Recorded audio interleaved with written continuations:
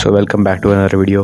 ये वीडियो उन लोगों के लिए है जो ड्राइंग में बिल्कुल न्यू हैं और उनको ड्राइंग का डी भी नहीं पता, यानी उनको ड्राइंग करने में बहुत मुश्किल आती है और उनकी ड्राइंग कुछ ऐसी है। लेकिन वीडियो स्टार्ट करने से पहले एक बात याद रखना, इंडिया का सबसे अल्फा ड्राइंग चैनल कौन सा है?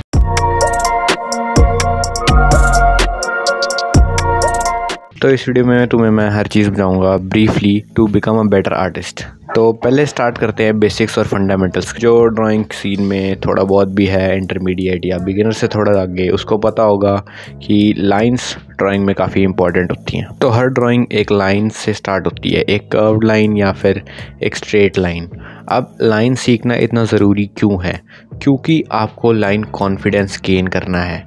अगर आपको नहीं पता कि लाइन कॉन्फिडेंस क्या होता है, तो line confidence is the ability to draw confident lines. अब तुम बोलोगे इस डेफिनेशन का मतलब क्या हुआ? तो तुमने देखा होगा, अगर तुम एक बिगिनर आर्टिस्ट हो तो तुम रुक रुक कर ड्रॉ करते हो, लेकिन अगर एक प्रो आर्टिस्ट होगा तो वो कॉन्फिडेंटली स्ट्रोक्स लगाएगा और जल्दी जल्दी रफ स्केच बनाता है। इसको बोलते हैं लाइन कॉन्फिडेंस।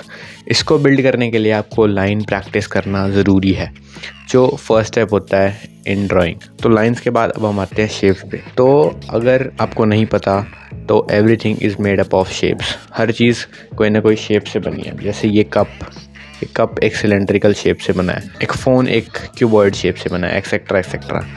अगर आप ड्राइंग में नए हो तो एक बात ध्यान रखना, आपको अब हर चीज़ को एक आर्टिस्ट के पर्सपेक्टिव से देखना शुरू करना पड़ेगा।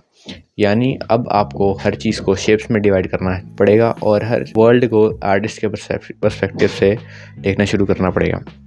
अब इससे मेरा मतलब ये है कि अब इस कंटेनर को देखो, आपको इसको देखकर क्या शेप आ रही है दिमाग में? सिलेंडर। तो यही इस चीज़ का मतलब है कि आपको एक आर्टिस्ट के नज़रिए से दुनिया को देखना शुरू करना पड़ेगा। आपको शेप्स प्रैक्टिस करना इसीलिए इम्पॉर्टेंट है क्योंकि फर्दर आगे जाते हुए आप इन शेप्स को कंबाइन करोगे और आपके रिजल्ट्स अच्छे आएंगे अगर आपको शेप्स की नॉलेज है तो मैं रेकमेंड करूँगा कि आप नॉर्मल शेप्स की प्रैक्टिस करो। अगर आप ड्राइंग में थोड़ा इंटरमीडिएट हो तो 3D शेप्स की भी प्रैक्टिस करो और दुनिया को भी 3D वे से देखना शुरू कर दो।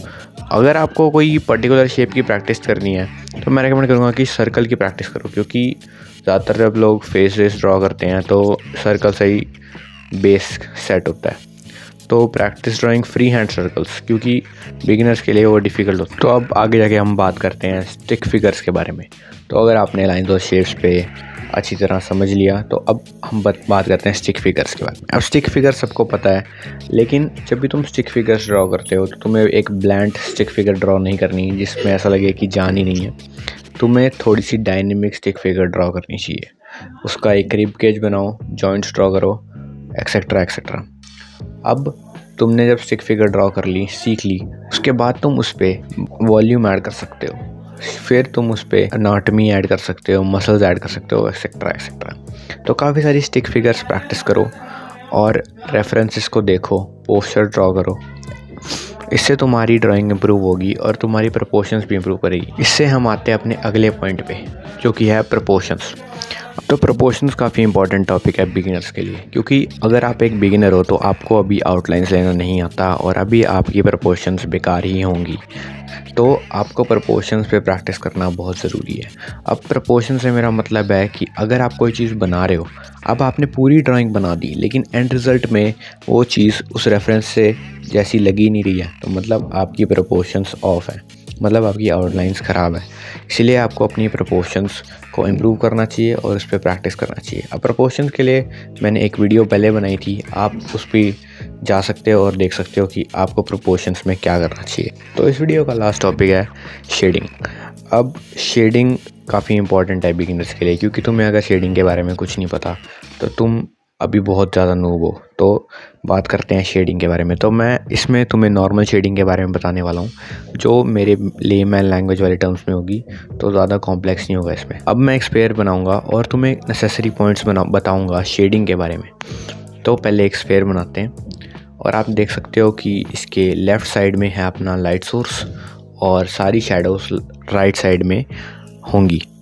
और यहाँ पे आप देख सकते हो, यहाँ पे है नॉर्मल शैडोज़, नीचे है डार्क शैडोज़ और बीच में है हाईलाइट।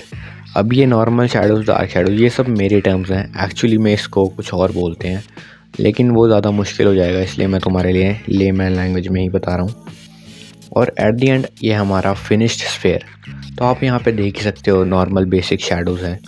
तुम्हें इसी के बारे में जानना ज़रूरी है अभी, क्योंकि तुम्हें अगर ज़ीरो पे हो तुम अभी, तो तुम्हें एक्सट्रीमली हाइपर रियलिज़म पे नहीं जाना चाहिए, वो तुम्हारा बहुत टाइम ख़राब कर देगा। इसीलिए तुम अभी बेसिक्स को समझो और बेसिक्स को इम्प्रूव करो। तो ये थे कुछ फंडामेंटल्स ड्राइंग के बारे में। अगर आपको वीडियो अच्छी लगी तो लाइक कर देना, और अगर आपको ऐसी फंडामेंटल्स के बारे में और जानना है और ड्राइंग के बारे में थोड़ा सीरियस हो, तो डिस्क्रिप्शन में एक लिंक है, उसमें बिगिनर्स के लिए फुल कोर्स है, उस पर आप क्लिक कर सकते हो।